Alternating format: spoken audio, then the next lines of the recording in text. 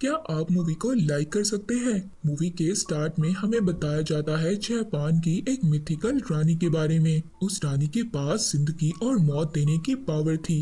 वो रानी जिसको भी टच करती थी उसकी डेथ हो जाती थी। अब उनके वहाँ के जनरल ने उस रानी को दूर कहीं पहाड़ों के नीचे दफना दिया ताकि उसका ये इवल और ज्यादा ना फैल सके। रिचर्ड ने उसके टोम को ढूंढना शुरू कर दिया। उसके सर पर इतना ज्यादा जुनून सवार हो गया कि उसने अपनी फैमिली की भी परवाह नहीं की।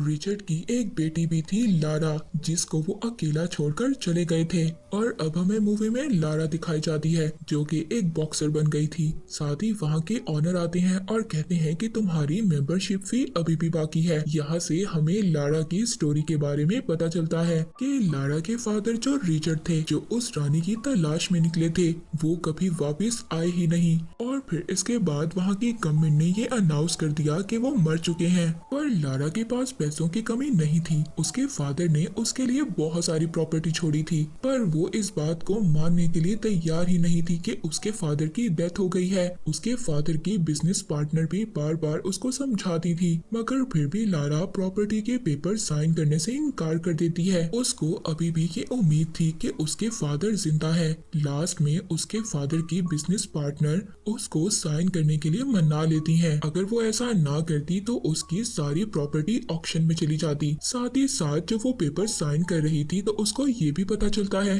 कि उसके फादर ने उसके लिए एक जापानीज पजल भी छोड़ा था।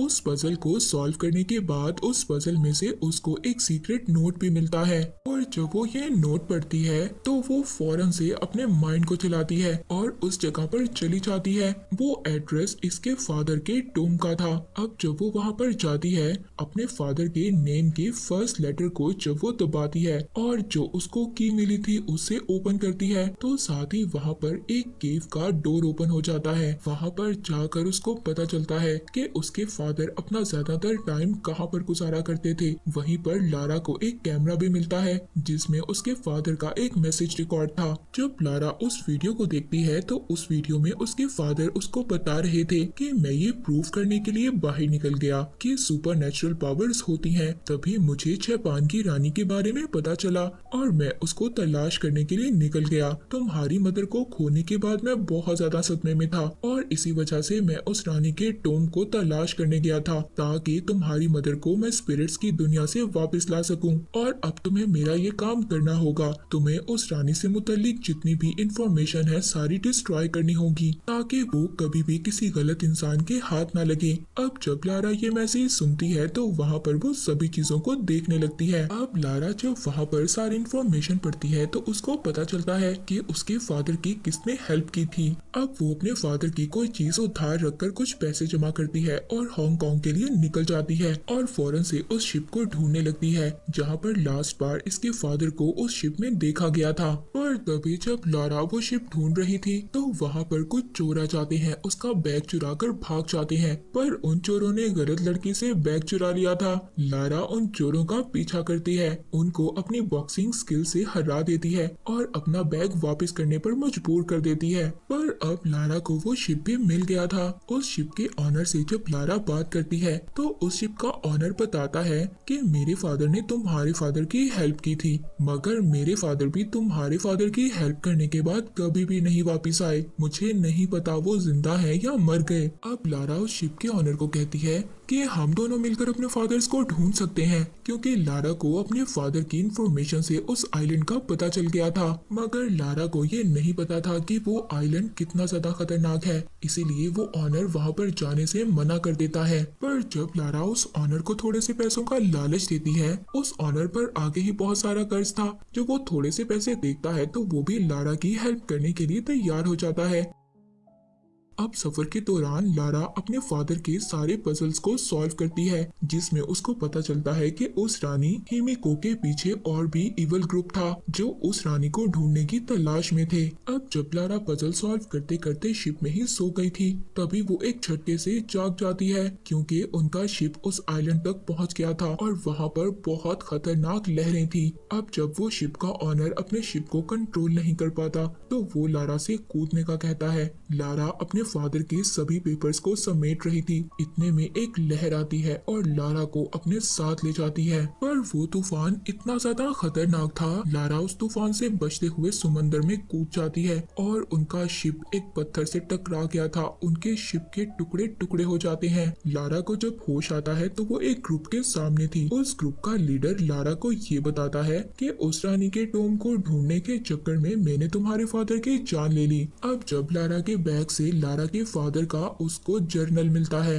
अब वो लोग लारा को भी लेबर बना लेते हैं और हिमिको के एड्रेस की तरफ निकल पड़ते हैं। वहाँ पर शिप का ऑनर भी था, वो लारा की हेल्प करता है, लारा को भागने का कहता है। तभी लारा जब भाग रही थी तो भागते भागते वो तेज पानी की लहर में डूब जाती है। लारा इससे पहले डूब जाती, वहाँ पर एक क्रैश प्लेन मिलता है, वो उसको पकड़ लेती है, पर वो बेचारी वहाँ पर क्या करती, उसके वजन से वो प्लेन टूटने लगता है। लारा थोड़ी सी हिम्मत दिखाती है, वो तेज भागती है और उस प्लेन के मेन पार्ट को पकड़ लेती है। वो बेचारी थोड़ा सा सांस लेती, इससे पहले वो प्लेन सारे का सारा टूटकर नीचे गिर जाता है। तभी लारा को उस प्लेन से एक पैराशूट मिलता है, वो पैराशूट ओपन करती है और जंगल में क्रैश लैंडिंग करती है। रात हो गई थी, उसको जंगल में कोई भी नजर नहीं आता जो उसकी हेल्प करता। तभी एक आदमी उसको देखकर भाग जाता है। लारा जब उसका पीछा करती है तो ये आदमी कोई और नहीं बल्कि उसके फादर थे।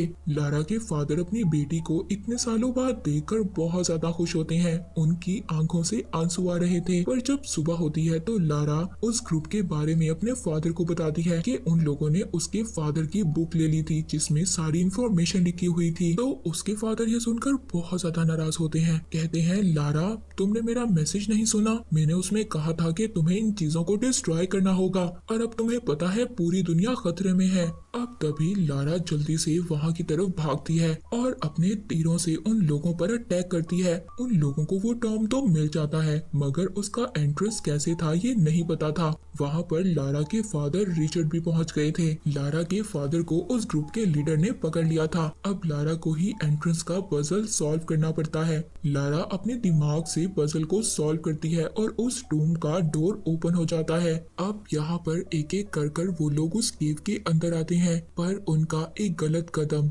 वहाँ पर उस लीडर के आदमी की जान ले लेता है। वो वहाँ पर एक खाई देखते हैं जहाँ पर बहुत सारे स्केलेटन थे। ये देखकर वो बहुत ज्यादा शॉक्ड हो जाते हैं। वहाँ एक वॉल पर उनको एक और पजल नजर आता है। अब जब वो उस पजल को देख ही रहे थे तभी वहाँ पर केव का दरवाजा बंद हो जाता है और उनके पाँव के नीचे से जमीन खत्म हो रही थी। लारा भी गिरते गिरते बचती है। अब जब दोबारा से उनकी नजर उसी वॉल पर पड़ती है तो वो पजल ही यहाँ से निकलने का रास्ता था। अब वो वहाँ पर अलग अलग किस्म के अलग अलग कलर्स के क्लूज लगाते हैं मगर कोई भी क्लू फिट नहीं हो रहा था। लारा को तभी समझ आती है कि ग्रीन कलर आजादी का कलर है। तभी वो जल्दी से ब्लू और रेड को मिक्स कर ग्रीन कलर बनाती है और वहाँ का दरवाजा ओपन हो जाता है।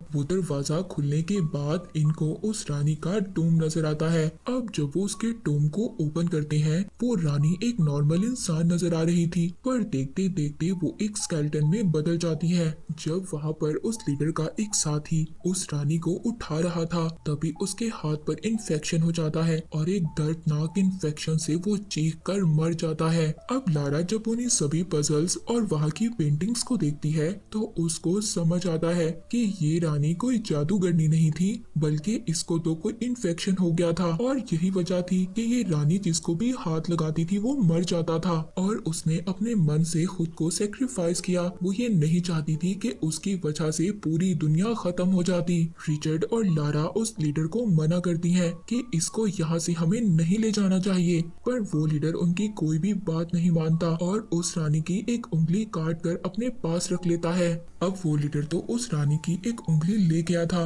पर तभी वहाँ पर रानी के वॉरियर्स आ जाते हैं। वो लारा पर अटैक करते हैं, पर अब एक वॉरियर के टच करने से लारा के फादर रिचर्ड को इन्फेक्शन हो गया था। लारा जब अपने फादर के पास आती है तो उसके फादर उसको समझाते हैं कि हम में से यहाँ पर एक को रहकर इस टोम को डिस्ट्रॉय करना होगा ताकि कोई भी दोबारा इस टोम को ढूंढ ना सके। और वैसे भी बेटा अब मैं नहीं बच सकता, तुम्हें मुझे यहाँ पर छोड़कर जाना होगा। लारा जब ये सुनती होती है जिसको इतने सालों बाद उसके फादर मिले थे, वो बहुत ज्यादा टूट जाती है और बहुत ज्यादा रोती है। पर अब वो अपने फादर को आखिरी गुड बाय कहती है और वहाँ से उस लीडर वोगल को ढूंढने लगती है। लारा को वो लीडर मिल जाता है। लारा उसकी खूब पिटाई करती है, पर वो लीडर लारा को भी मार रहा था। वो लीडर जो रानी की फिंगर लाया था। लारा उस उंगली को उस लीडर के मुंह में डालकर उन्हीं स्केलेटन के दरमियान में उसको फेंक देती है। तभी वहाँ पर टॉम भी ब्लास्ट हो जाता है। लारा तेज भागती है और वो अपनी स्पीड से एग्जिट डोर की तरफ आ गई थी, पर तभी वो वहाँ पर फंस जाती है।